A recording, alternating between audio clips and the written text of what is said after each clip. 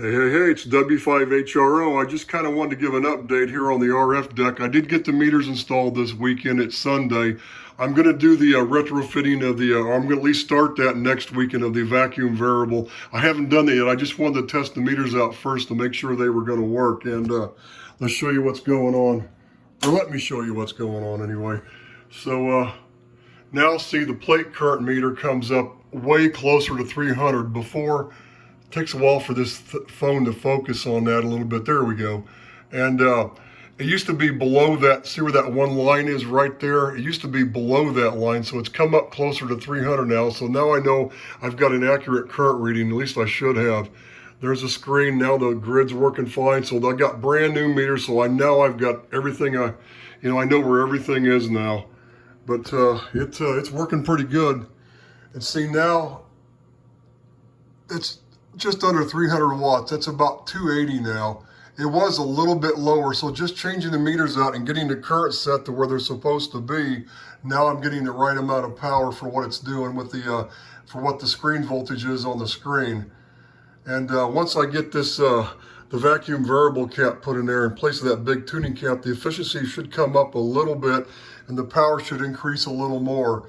And when that happens, then I'll be able to adjust that one solid state zener on the end of that OD3 string to get the screen voltage exactly where it needs to be to get at least a full 300 watts out of this thing. It'll do more than that, but I want at least 3. Look what happens when I talk now. Yay! Yay! I'm on dummy load, by the way. I'm not on the air doing this. So let me do this too.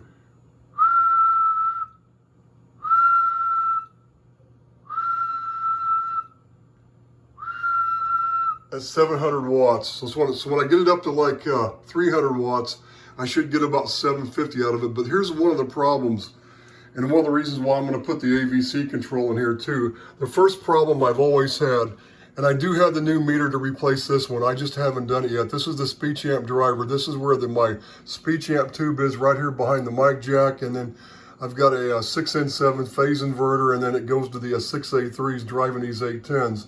See, there's 80 mil static, but watch what happens when I whistle. It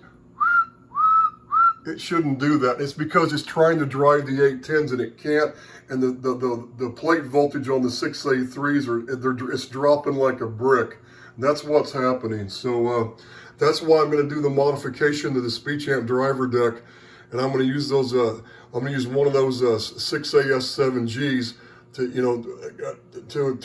modify it to that regulated buffer circuit to drive the 810s properly, because all you need is you need the voltage swing to the grids of the 810s, and that's the problem I've been having.